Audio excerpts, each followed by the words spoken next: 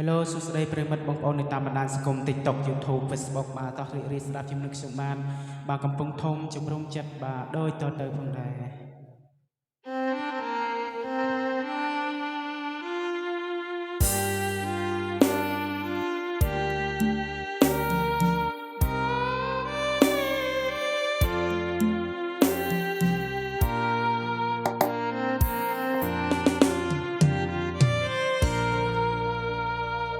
នេះគឺសំណាងយ៉ាងចំណាងដែលមានស្នាបាននោមឲ្យរូបខ្ញុំចាំចិត្តគិតពងបំណងមុំអោកុំធំ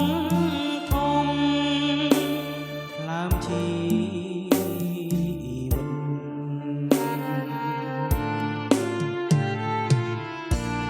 រੂក្លិនកូលាបជ្រាបសំប្រានត្រជាក់ព្រាបាននឹងទឹកអមរិតកែវអើយសូមស្ងួននួនស្រោចស្រង់ជីវិតដោយប្រណី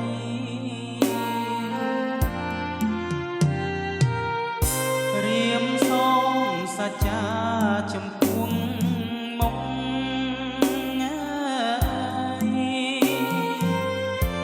មានភ្នំសំទង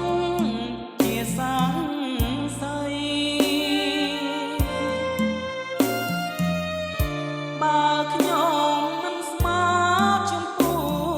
ស្រីសូមអ្នកប្រឡ័យខ្ញុំចោលទៅ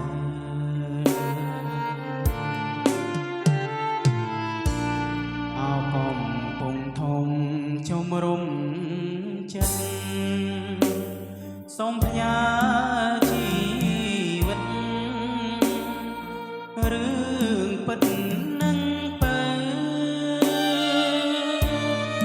សូមស្ទឹងប្រៃប្រងជួយចាយជើរូបបើឲ្យខ្ញុំជាគូ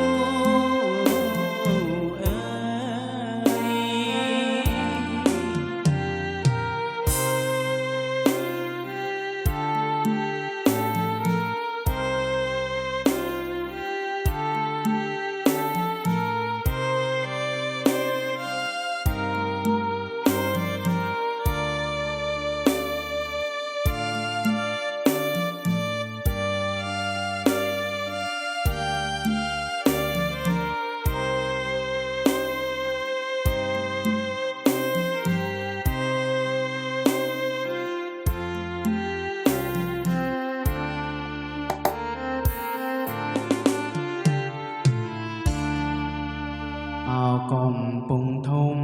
ជំរុំចិត្តសូមផ្ញើ